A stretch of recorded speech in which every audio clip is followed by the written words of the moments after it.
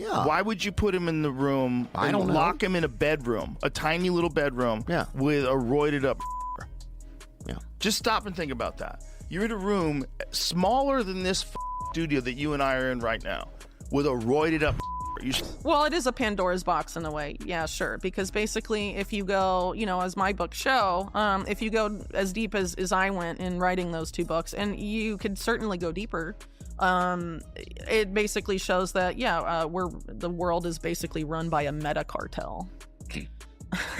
Jeffrey Epstein didn't hang himself in that cell. He was extracted, and the people who made it happen are still calling the shots. Everyone bought the self-harm story because the cameras failed, the guards fell asleep, and the autopsy photos vanished, until Ghislaine Maxwell's latest court filing landed like a grenade, naming 29 men who cut secret deals to stay out of the files, and the Department of Justice is now scrambling to redact names faster than they can explain why the released documents include forged self-harm footage and a fake letter linking a former president to underage exploitation. The DOJ missed its December 19th due date to release over 2 million pages of evidence, publishing less than 1%, while Attorney General Pam Bondi claims near-term transparency. Yet her team just admitted to planting fabricated materials in the public record. Leon Black paid Epstein $170 million for tax advice, settled a $62.5 million lawsuit with no charges, and testified about partying with Donald Trump in Moscow clubs, while the DOJ's redaction army works overtime to scrub names from 200 gigabytes of seized tapes they refuse to acknowledge exist.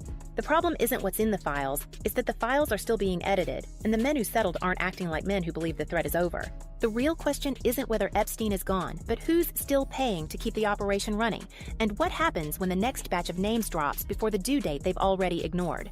As we've seen dozens of new photos we haven't seen before of Epstein and Ghislaine Maxwell with very high-profile people, celebrities, people like Mick Jagger and Michael Jackson, like you showed, also like British royalty and actors. All of that we sort of knew was happening. I want to highlight specifically 2 for the public interest, and that is President Clinton and President. The Department of Justice's latest letter to the federal judges overseeing Jeffrey Epstein's case arrived on a Tuesday, signed by Attorney General Pam Bondi, Deputy Attorney General Todd Blanche, and Manhattan's top prosecutor Jay Clayton.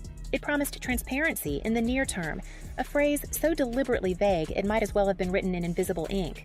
The problem isn't just that they missed the December 19th due date to release over 2 million pages of documents. It's that they've only made 1% of the total, while quietly admitting some of those contain fabricated materials. This isn't a demolition of the truth, and the timing is suspicious. Earlier, Ghislaine Maxwell's counsel abruptly withdrew a calculated move, igniting suspicion, tightening nerves, and signaling a far darker strategy unfolding. Who allegedly cut secret settlements with Epstein's victims, men who were never indicted, whose names remain redacted, and who, according to people tracking the case, are still very much in play. Here's where the story starts to bend. The DOJ claims they're protecting victims by redacting names, yet the files they have released include a forged self-harm video and a fake letter purporting to show Epstein corresponding with convicted abuser Larry Nassar. Documents so poorly constructed that even the DOJ's own social media accounts had to issue a warning. This fake letter serves as a reminder that just because a document is released by the Department of Justice does not make the allegations or claims within the document factual. That's not a disclaimer. That's an admission. They're not just withholding evidence, they're actively poisoning the well. And the question no one in the mainstream press is asking is simple. If the files are so sensitive that they require this level of manipulation, what's really in the other 99.9% that they're still hiding? This just broke moments ago. Democrats on the House Oversight Committee have released photos from Jeffrey Epstein's estate. We're getting dribs and drabs of this, and we had some pictures already, and here's some. There are some that show Donald Trump, Bill Clinton, Steve Bannon, Bill Gates, and others. None of the released images depicts any misconduct. None is believed to depict underage girls. It was not immediately clear when or where they were. The answer might lie in the behavior of the men connected to Epstein, who aren't acting like men who believe the threat is over. Take Leon Black, the former CEO of Apollo Global Management, who paid Epstein $170 million for what was officially described as tax and estate planning. That's a strange kind of financial advice when the advisor in question is a registered offender with a history of exploitative behavior. Black later settled a separate lawsuit with the U.S. Virgin Islands for $62.5 million. Again, no criminal charges, just a quiet financial transaction to make a problem disappear. But here's the part that doesn't add up. In 2018, Black testified under oath about a trip he took with Donald Trump to Russia in the 1990s, where, according to his own sworn statement, they attended a concert, a discotheque, and might have been in a... That's not mere forgetfulness. That's a man, calculating every move, deliberately choosing his next step with a cold precision that chills the air, each action a silent threat, every hesitation a trap waiting to snap, and in the way he lingers, you feel the weight of a storm about to break, the tension coiling tighter with each heartbeat, leaving no room for error, no chance for mercy, only the sharp edge of intent cutting through the moment, daring anyone to misread him, daring fate itself to step closer. 29, the question isn't just what he paid for, it's what he's still protecting. That the Bureau of Prisons gets to decide. The Bureau of Prisons is run independently from the FBI, from the U.S. Attorney's Office, from the judiciary, and who knows where the person's going to go. That's just how it happens. Right. So for Ghislaine Maxwell to have been transferred to actually a prison that has very, very minimal security and is just not fit for someone who's been convicted of horrible crimes against. The DOJ's handling of the files suggests they're not an ongoing operation. Consider the 200 gigabytes of seized videos and audio recordings mentioned in a July 2025 FBI memo that have yet to see the light of day. The official explanation is that these contain familiar with the investigation describe them differently, not as evidence of crimes, but as a ledger, a record of who was where, with whom, and under what circumstances. That's not the kind of thing you bury to protect the innocent. That's the kind of thing you suppress to protect the powerful. And the DOJ's own poll numbers confirm the public isn't buying their story. 66% of Americans believe the government is intentionally holding back information. That's not skepticism. That's a verdict. Then there's the matter of the 29 men Maxwell named in her filing. The DOJ's response? More redactions, more delays, more promises of transparency that never arrive. But the silence from the named individuals is even more telling. No denials, no lawsuits, no public outrage, just a quiet, coordinated effort to keep the names out of the press. That's not the behavior of men who believe the story is over. That's the behavior of men who know the next chapter hasn't been written yet. And if the DOJ is still redacting their names while releasing forged documents, the logical conclusion is that they're not just hiding the future. The most damning detail might be what's happening in the background. While the public focuses on the DOJ's stalling tactics, insiders note that Ghislaine Maxwell's prison conditions have quietly improved. She's no longer in a high-security facility, but in what's been described as a Club Med version of a Texas prison, with rumors of a work-release program in the works. That's not a reward for good behavior. That's a negotiation. And if Maxwell is the only one talking, the question isn't just what she knows. It's what she's being offered to keep quiet.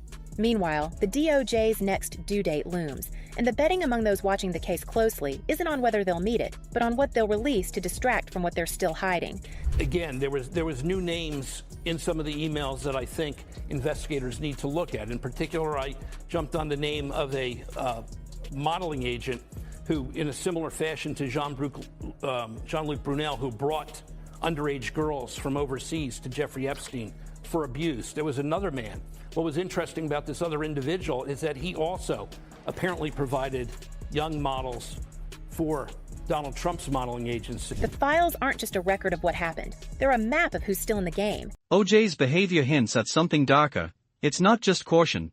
It's a calculated shield, a deliberate barricade, signaling they are not merely protecting the surface story but guarding a secret so volatile it could explode at the slightest misstep, each gesture measured, each glance a warning, each pause pregnant with unspoken threats, weaving a tension so tight it feels like the room itself is holding its breath, daring anyone to pry, daring anyone to stumble into the trap lurking just beneath the polished exterior. The forged documents, the redacted names, the stalled releases, none of it looks like incompetence.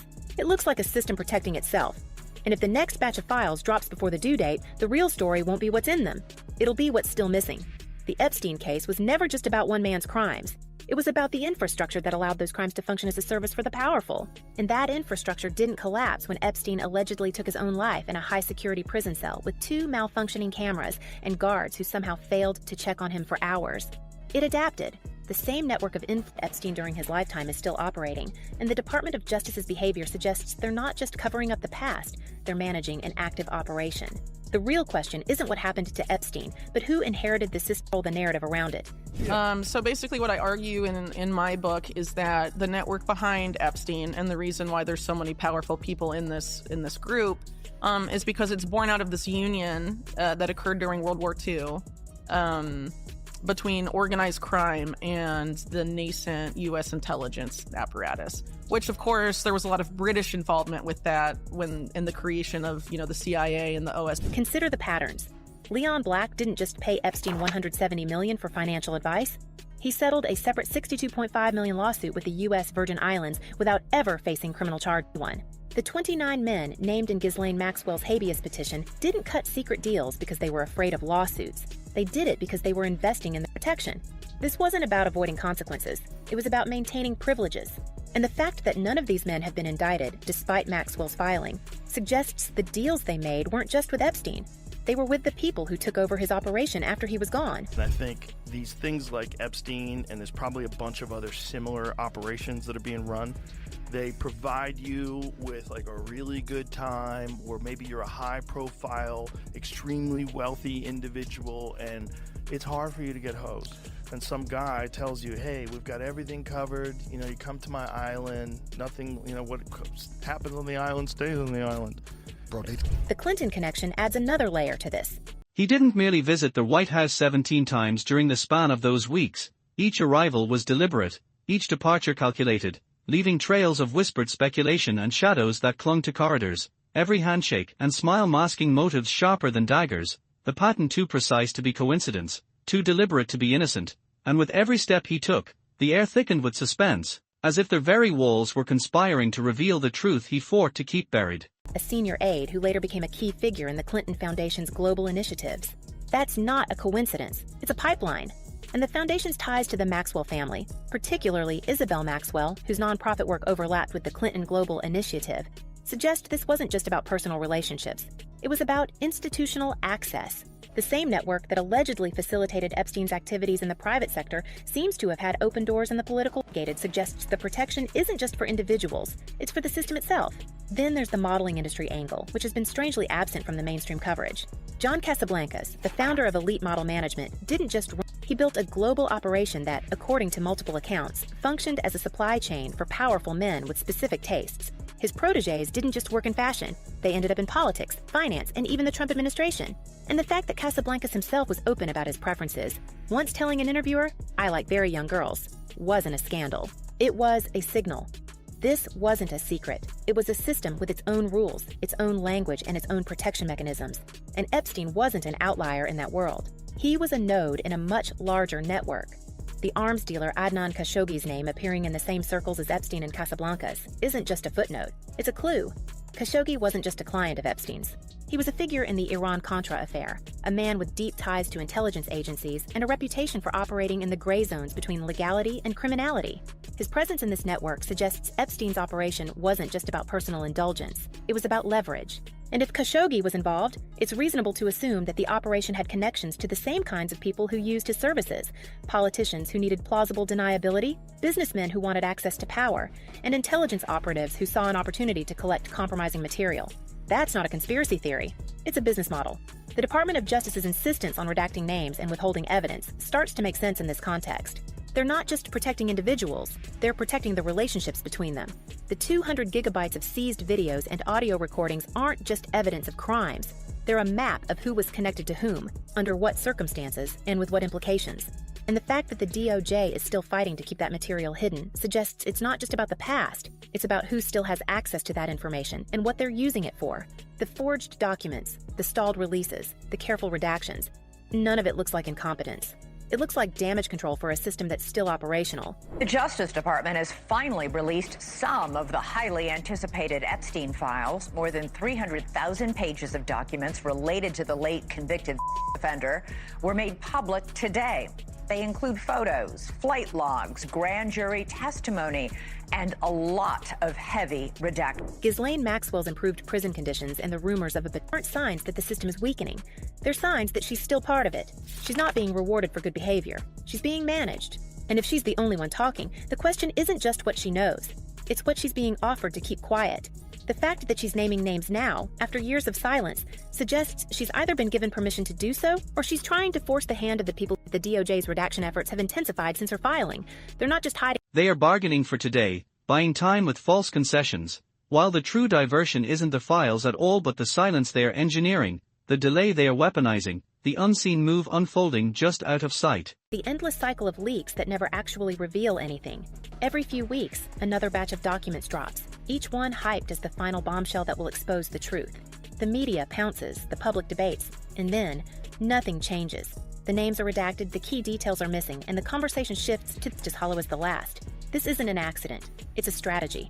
The people who control the narrative know in shadows they won't notice the real operation still running in the background. The latest round of leaks is a perfect example. A few heavily redacted emails, some blurred out names, and a handful of unverified tips that lead to dream about new revelations, but the actual content is always the same.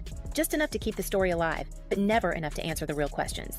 Meanwhile, the people who were actually involved in Epstein's network, those 29 men, the politicians, the intelligence-connected figures, stay silent. They don't need to defend themselves because the leaks are doing the work for them, drowning out the real issues with noise. And then there's the timing.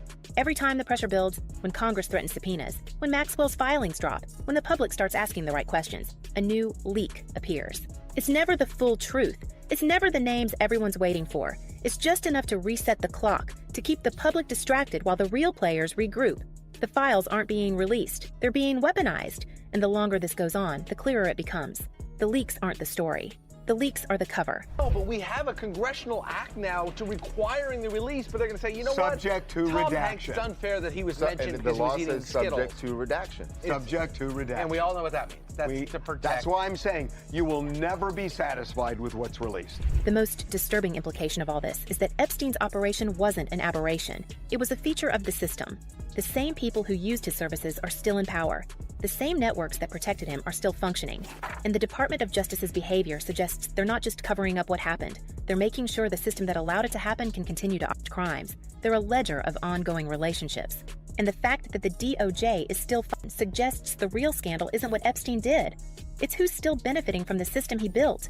The next due date for the DOJ to release more files is approaching, but no one who's been watching this case closely expects them to meet it. The real question is what they'll release to distract from what they're still hiding. Will it be more forged documents, more carefully redacted names? Or will they finally let something slip that reveals the true scope of the operation? One thing is certain, the people who are connected to Epstein aren't waiting to find out.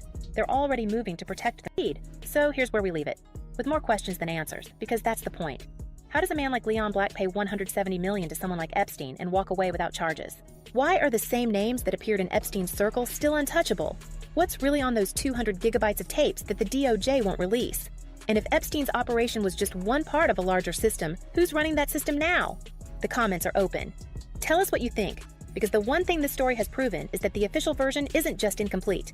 It's a lie by design. And the truth, as always, is still being negotiated in the shadows. We'll be watching.